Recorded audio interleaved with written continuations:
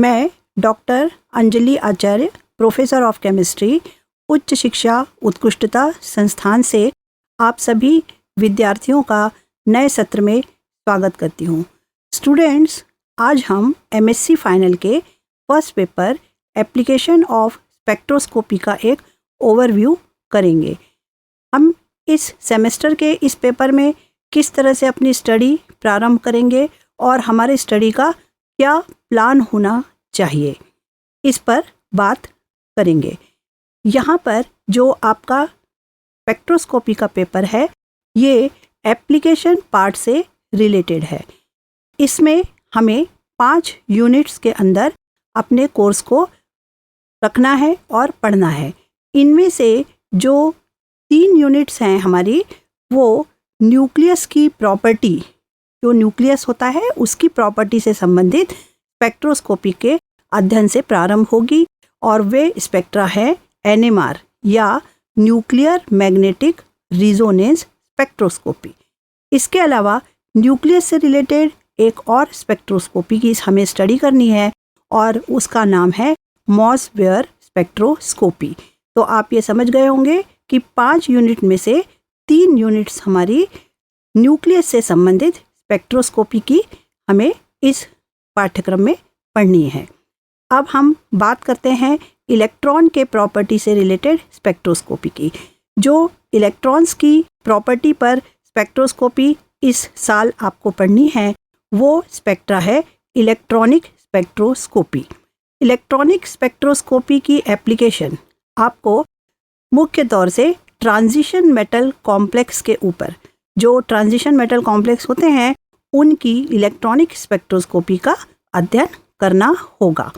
इसी प्रकार दूसरी एक और इलेक्ट्रॉन से संबंधित स्पेक्ट्रोस्कोपी का यूनिट आपके कोर्स में रखा गया है और वो है वाइब्रेशनल स्पेक्ट्रा।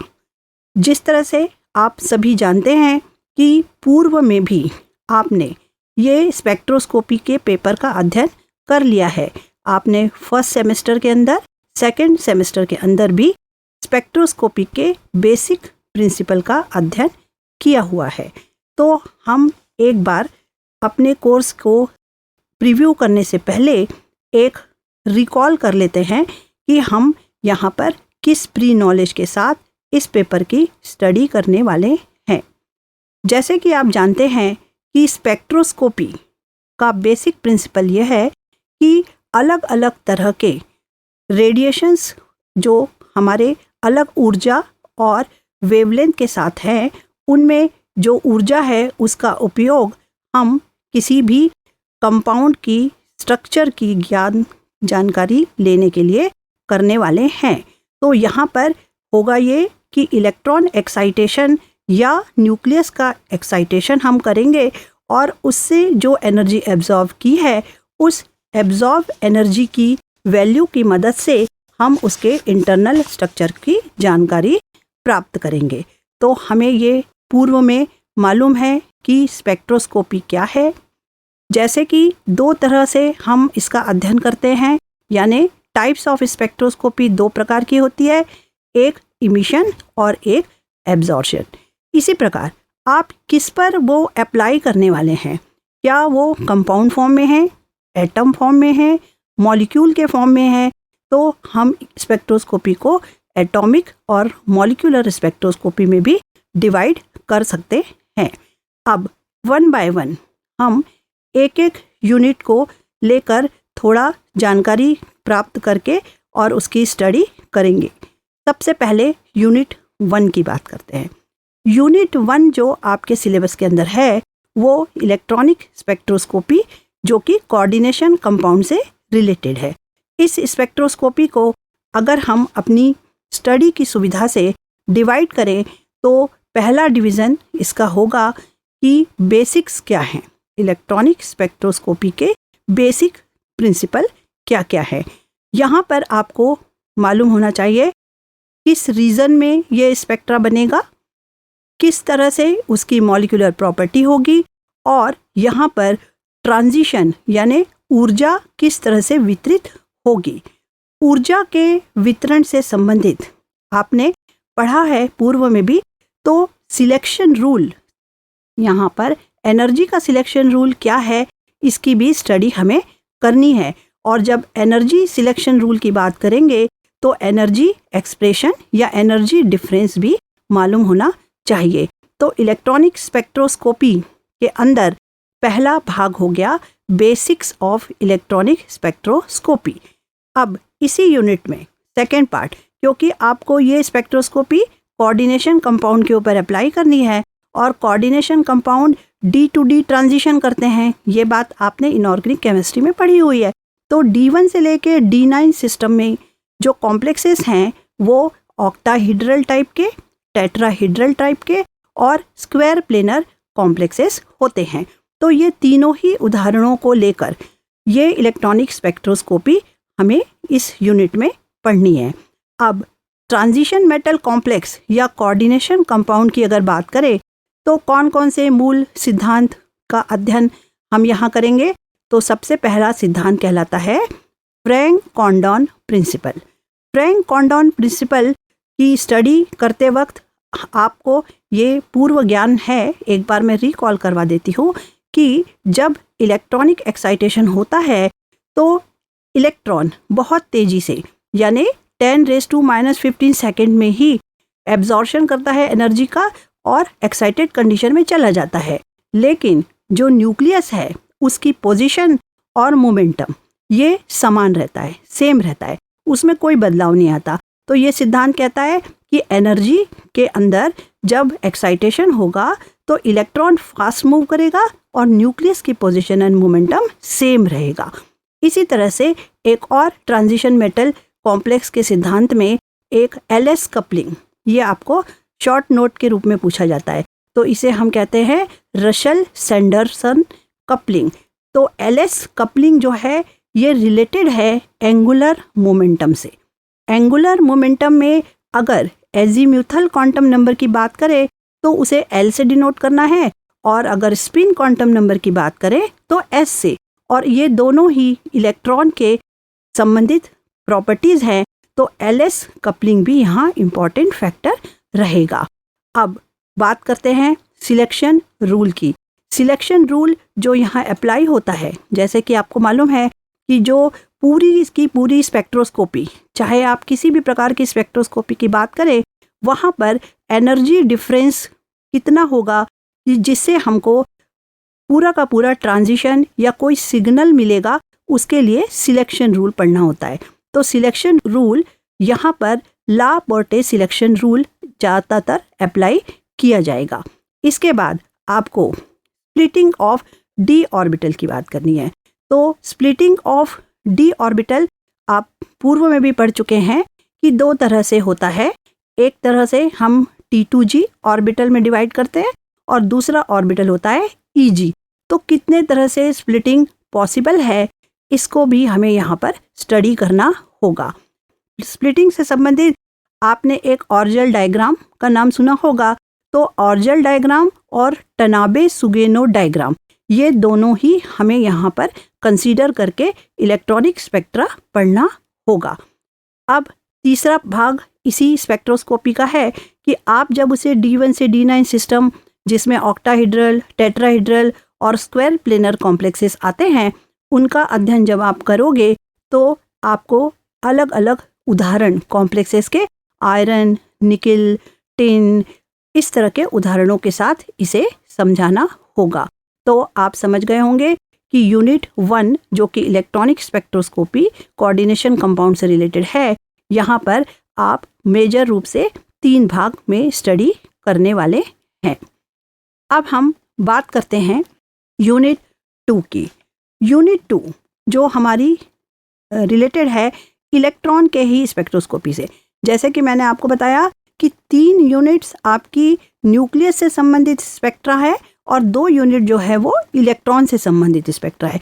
तो एक इलेक्ट्रॉन से संबंधित स्पेक्ट्रा इलेक्ट्रॉनिक स्पेक्ट्रा है और अब दूसरा जो है जिसकी बात हम लोग कर रहे हैं वो कहलाता है वाइब्रेशनल स्पेक्ट्रोस्कोपी। अब यहाँ पर जो स्पेक्ट्रोस्कोपी है वो किस तरह की लाइट में होगी, तो जैसे कि आपको मालूम है कि हम पूरे एनर्जी को या पूरे लाइट एनर्जी को डिवाइड करें तो सबसे पहला हमारा क्षेत्र माइक्रोवेव क्षेत्र है उसके बाद आता है IR रीजन। तो माइक्रोवेव और IR रीजन का स्पेक्ट्रा आप लोग अपने पूर्व क्लास में पढ़ चुके हैं। अब यहाँ पर IR क्षेत्र जो कि विजिबल के पास है, जिसको हम नियर IR क्षेत्र कहते हैं, वहाँ की जितनी ऊर्जा है उस ऊर्जा से किसी मॉलिक्यूल को हमें यहाँ एक्साइटेड कंडीशन में लाकर उसके इंटरनल स्ट्रक्चर की जानकारी प्राप्त करनी है। तो हम इस यूनिट को अपनी सुविधा के अनुसार फिर से डिवाइड कर लेते हैं, जिस तरह से पहली यूनिट की उसी तरह से, कि फर्स्ट पार्ट होगा हमारा बेसिक्स। जो हमारे वाइब्रेशनल स्पेक्ट्रोस्कोपी है उसका बेसिक क्या है। तो बेसिक के अंदर आपको क्या मालूम होना चाहिए, रीजन क्या है स्पेक्ट्रा का, मॉलिक्यूलर प्रॉपर्टी क्या है, ट्रांजिशन एनर्जी लेवल का कैसे होगा, अब यहाँ कौन सा सिलेक्शन रूल अप्लाई होगा। तो यहाँ पर जो सिलेक्शन रूल है वो एजीम्यूथल क्वांटम नंबर से संबंधित सिलेक्शन रूल अप्लाई करना होगा। फिर एनर्जी डिफरेंस जो कि डेल्टा V की वैल्यू ±1 का एनर्जी एक्सप्रेशन का पूरा डेरिवेशन आपको यहाँ पर करना होगा, यानी कितनी ऊर्जा देने पर हमें वाइब्रेशनल स्पेक्ट्रा मिलेगा। तो भाग पहला जो यूनिट 2 में किससे संबंधित हो गया, बेसिक से। ठीक है, अब इसी तरह से हमें अब इसे अप्लाई करना है, क्योंकि अब आप फाइनल ईयर में हैं और फाइनल ईयर में जितने भी तरह के स्पेक्ट्रा आपने स्टडी किए हैं उनका एप्लीकेशन पार्ट यहाँ इम्पॉर्टेंट है। तो हम यहाँ पर वाइब्रेशनल स्पेक्ट्रोस्कोपी में जो अप्लाई करने जा रहे हैं तो वो संबंधित है मॉलिक्यूलर सिमेट्री एंड बॉन्डिंग से।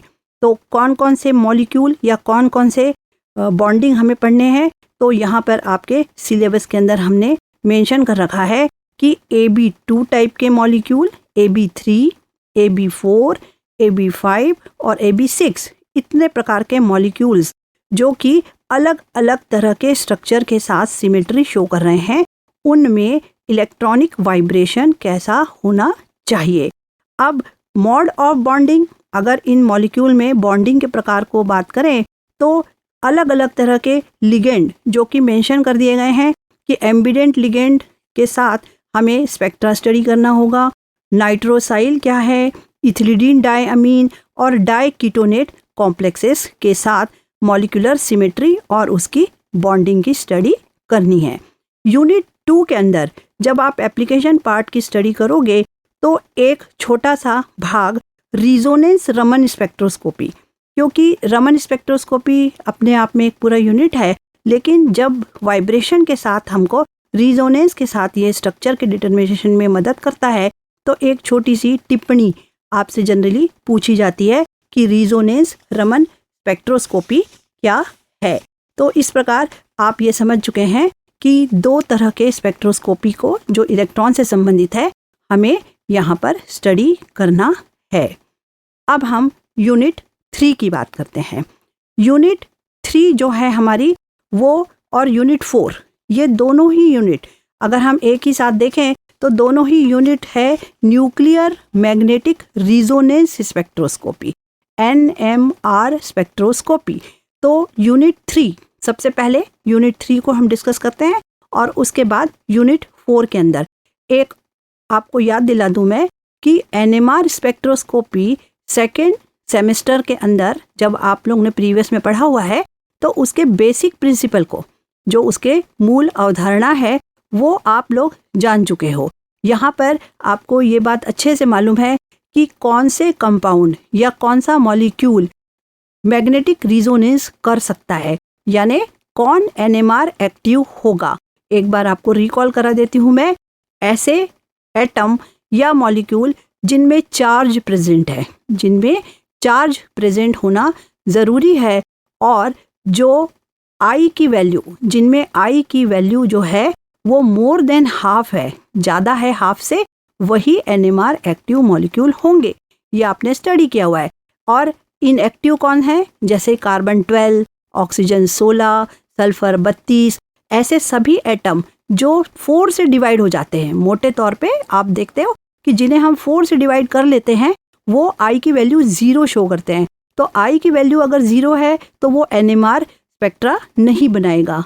ठीक है। दूसरा, आप प्री नॉलेज लेकर आए हो कि सेंसिटिविटी, NMR की सेंसिटिविटी क्या होगी, तो एनएमआर सेंसिटिविटी दो प्रकार की आपने स्टडी की है, एक न्यूक्लियाई की वजह से और दूसरी इंस्ट्रूमेंट की वजह से। तो एनएमआर एप्लीकेशन पार्ट में जो इंस्ट्रूमेंट हैं वो दो प्रकार के इंस्ट्रूमेंट उपयोग में लाए जाते हैं सेंसिटिविटी के हिसाब से। एक 200 मेगाहर्ट्ज का होता है, एक 600 मेगाहर्ट्ज का होता है। इसी तरह से न्यूक्लियाई की सेंसिटिविटी की कौन सा न्यूक्लियस एनएमआर एक्टिव होगा, यहाँ पर गवर्निंग फैक्टर होता है गायरोमैग्नेटिक रेशो। जितना ज़्यादा गायरोमैग्नेटिक रेशो मिले उतनी ज़्यादा हमको सेंसिटिविटी मिलने वाली है। तो हम यूनिट 3 को जो प्री नॉलेज आपका है उसी के बेसिस पर एक बार अपनी स्टडी के हिसाब से डिस्कस कर लेते हैं। तो यहाँ सबसे पहले आपको जनरल इंट्रोडक्शन पढ़ना है। Then we discuss what is NMR, what type of radiation has been used in NMR spectroscopy. Next, we discuss about nuclear and electronic spin. Nuclear और electronic spin क्या है? Dipole moment, its alignment in presence and absence of magnetic field.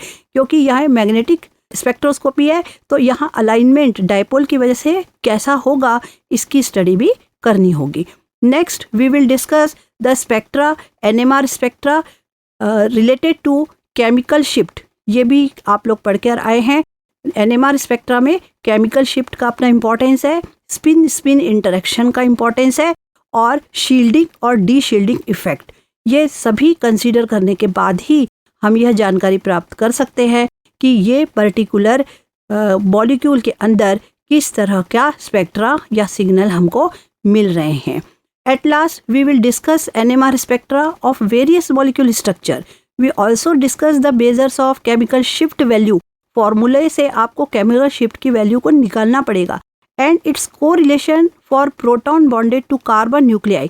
कुछ carbon nuclei आपके syllabus के अंदर mention कर दिए गए हैं जिनके आपको केमिकल शिफ्ट की वैल्यू मेजर करनी है, और वो हैं aliphatic, olefins, aldehyde, aromatics and other nuclei जिनके अंदर एल्कोहलिक ग्रुप, फिनोलिक ग्रुप हो, इनॉल्स हो, कार्बोक्सिलिक एसिड हो, अमीन्स, अमाइड एंड मरकेप्टो। ये डिफाइन कर दिया गया है। इन्हीं एटम्स को लेकर आपको एनएमआर स्पेक्ट्रोस्कोपी का अध्ययन करना है। तो कंपाउंड आपको डिफाइन है, आपको केवल ये देखना है कि यहाँ पर जो सिग्नल्स की सेंसिटिविटी है आपको इंटरप्रिटेशन आना चाहिए। यहाँ पर इस यूनिट को रखने का मतलब ये है कि आप एनएमआर का बेसिक प्रिंसिपल और उसके इंस्ट्रूमेंट को जान चुके हैं, लेकिन आप उससे एनएमआर सिग्नल्स को देखकर क्या मॉलिक्यूल को आइडेंटिफाई कर पा रहे हैं क्या, तो इसकी वैल्यू आपको निकालने के लिए आनी चाहिए। एक उदाहरण से मैं आपको बताती हूँ कि अगर हाइड्रोजन, क्योंकि यहाँ पर एनएमआर की बात हो रही है यानी प्रोटॉन की बात हो रही है ना, न्यूक्लियस के अंदर प्रोटॉन है और न्यूट्रॉन है और चार्ज पार्टिकल कौन है, प्रोटॉन है। तो यहाँ पर अगर हाइड्रोजन से अटैच कार्बन sp3 हाइब्रिडाइजेशन का है तो 0.5 से 2 की रेंज के अंदर ppm में हमको सिग्नल मिलता है। लेकिन यदि sp3 हाइब्रिडाइजेशन है और एक इलेक्ट्रोनेगेटिव एटम भी प्रेजेंट है तो यहाँ का सिग्नल 2 to 5, जब आपको यहाँ पर स्टडी करवाया जाएगा, पूरा डिटेल में पढ़ाया जाएगा, तब आप ये जान पाओगे कि यहाँ सिग्नल की रेंज क्या होगी। इसी प्रकार अगर sp2 हाइब्रिडाइजेशन है, कार्बन के अंदर C डबल बॉन्ड C है, तो 5 से लेकर 8.5 इस ppm पर आपको सिग्नल मिलता है। इसी तरह से 8.5 से 10.5 की रेंज अगर आप यहाँ पर देखते हैं तो यहाँ पर आपको CHO ग्रुप में ये मिलेगा, और एंड में 10.5 से 12 जो होता है वो कार्बोक्सिलिक एसिड ग्रुप है। इसी प्रकार एक और स्पेशल केस है कि 2 से 3 की वैल्यू ppm में सिग्नल की वैल्यू sp हाइब्रिडाइजेशन या कार्बन ट्रिपल बॉन्ड कार्बन में मिलती है। तो इंटरप्रिटेशन वाला पार्ट यहाँ इंपॉर्टेंट है। जब भी आप इस यूनिट को पढ़ें तो उसको इस तरह से देखें कि क्या हम किसी मॉलिक्यूल का एनएमआर स्पेक्ट्रा का चित्र देखकर क्या हम उसके गुणों को आइडेंटिफाई कर पा रहे हैं या नहीं। तो ये हमारा 3rd यूनिट यहाँ पर डिस्कस हो गया। अब आपको 1 by 1 इसकी स्टडी करनी होगी सिलेबस के अनुसार। अब हम आते हैं यूनिट 4 के ऊपर। यूनिट 4 जो है वो न्यूक्लियर मैग्नेटिक रिजोनेंस स्पेक्ट्रोस्कोपी का भाग 2। एक पोर्शन में आपने जनरल प्रिंसिपल पढ़ लिया है, आपके प्रीवियस में। उसके बाद यूनिट 3 में आपको सिद्धांत के साथ साथ आइडेंटिफिकेशन और उसका कैरेक्टराइजेशन पढ़ाया गया है। अब यहाँ का जो यूनिट 4 रखा गया है ये एडवांस फीचर्स हैं एनएमआर स्पेक्ट्रोस्कोपी के। एनएमआर स्पेक्ट्रोस्कोपी में आपने नाम सुना होगा PNMR, CNMR। तो यहाँ एडवांस फीचर्स के साथ आपको यूनिट 4 तैयार करना है। ये जो भाग है ये आप लोग MSc फाइनल के स्टूडेंट्स हैं। इसके बाद आपको नेट का, स्लेट का, इस तरह की परीक्षाएं, कुछ इंटरव्यू फेस करने पड़ेंगे। तो वहाँ पर NMR से संबंधित जो प्रश्न जनरली सामान्यतः पूछे जाते हैं वो यूनिट 4 में जो NMR है उससे संबंधित है। थोड़ा एडवांस स्टडी आपको यहाँ पर सिखाई जा रही है। तो सबसे पहला पार्ट अगर हम पॉइंट वाइज यूनिट 4 को डिस्कस करें तो first point, we will discuss chemical equivalence and effect of chemical environment on chemical shift value. Chemical equivalence और केमिकल एनवायरनमेंट क्या है जिसकी वजह से यानी NMR सिग्नल का एनवायरनमेंट क्या है उसकी स्टडी करनी है। भाग 2 या सेकेंड पार्ट जो एडवांस स्टडी का है वो है local diamagnetic shielding. Local diamagnetic shielding के अंदर आपको इलेक्ट्रोनेगेटिविटी इफेक्ट पढ़ना है, हाइब्रिडाइजेशन इफेक्ट पढ़ना है, एसिड की वैल्यू, एक्सचेंजेबल प्रोटॉन की वैल्यू और एक स्पेशल केस हाइड्रोजन बॉन्डिंग। यानी इलेक्ट्रोनेगेटिविटी, हाइब्रिडाइजेशन, हाइड्रोजन बॉन्डिंग को ध्यान में रखते हुए शील्डिंग इफेक्ट की स्टडी हमारा दूसरा पार्ट रहेगा। Next we will discuss about magnetic anisotropy. एक वर्ड है मैग्नेटिक अनआइसोट्रॉपी। ये NMR पे क्या इफेक्ट दिखाती है और उसके बाद हमें नॉन यूनिफॉर्म मैग्नेटिक फील्ड का NMR पढ़ना है। अभी तक आपको न्यूक्लियर मैग्नेटिक रिजोनेंस स्पेक्ट्रो में आपने फील्ड कैसी रखी है, यूनिफॉर्म फील्ड रखी है ना। तो अगर आप नॉन यूनिफॉर्म फील्ड के अंदर NMR की स्टडी करो तो क्या इफेक्ट होगा इसका भी अध्ययन करना है। Then we will also discuss the complex spin-spin interaction between 2, 3, 4 and 5 nuclei, means first order spectra and splitting। अगर न्यूक्लियाई के अंदर स्पिन स्पिन इंटरेक्शन, क्योंकि प्रोटॉन में स्पिन स्पिन इंटरेक्शन होता है, उनकी संख्या 2 हो, 3 हो, 5 हो तो फर्स्ट ऑर्डर स्पेक्ट्रा और उसकी स्प्लिटिंग क्या होगी ये हमें पढ़ना है। Then we will look the application of stereochemistry in NMR, especially the effect of hindered rotation। hindered rotation की वजह से या stereochemistry का इफेक्ट NMR पे किस प्रकार से पड़ने वाला है। Then we will discuss coupling constant। coupling constant आपने पहले पढ़ा हुआ है, इसका कोरिलेशन हमको पढ़ना है जो कि डिसऑर्डर एंगल कहलाता है और इक्वेशन का नाम है कार्पस इक्वेशन। इस पर टिप्पणी या शॉर्ट नोट आता है, कार्पस इक्वेशन क्या होता है। Next we will discuss about NMR shift. NMR shift reagents और solvent effect of NMR spectra भी हमको, सॉल्वेंट में हम घोल कर ही NMR स्पेक्ट्रा बनाएंगे ना, तो सॉल्वेंट क्या इफेक्ट डाल रहा है उस NMR पर, इसको डिस्कस करना है। In last we will discuss about nuclear Overhauser effect, NOE कहते हैं इसको। NOE पे भी टिप्पणी आती है NMR में, NOE, where we will see the transfer of nuclear spin polarization from one population of spin active nuclei to another, या क्रॉस रिलैक्सेशन पढ़ते हैं हम यहाँ पर। तो NOE ये ध्यान रखें कि न्यूक्लियर ओवरहॉजर इफेक्ट जो है इसको भी हमें अलग से तैयार करना होगा। तो कार्पस इक्वेशन और NOE NMR में आपको यूनिट 4 के अंदर अलग से प्रश्न तैयार किया जाएगा और ये एडवांस फीचर है NMR स्पेक्ट्रोस्कोपी का, क्योंकि आजकल 2 डायमेंशनल NMR जो NMR है, जो इंटरनल स्ट्रक्चर हमें कंपाउंड के मिलते हैं या हमें आइडेंटिफाई करने होते हैं, तो यहाँ पर 2 डायमेंशनल NMR भी उपयोग में लाया जाता है। तो आपको कभी चांस मिले तो किसी लेबोरेटरी में NMR का जो इंस्ट्रूमेंट है उसे देखने के लिए विजिट जरूर करें, जिससे कि आपको प्रैक्टिकल नॉलेज होगा तो आप इस एप्लीकेशन पार्ट को अच्छे से कर पाएंगे। तो आप समझ गए यूनिट 3 एंड 4 ये दोनों ही NMR से संबंधित है।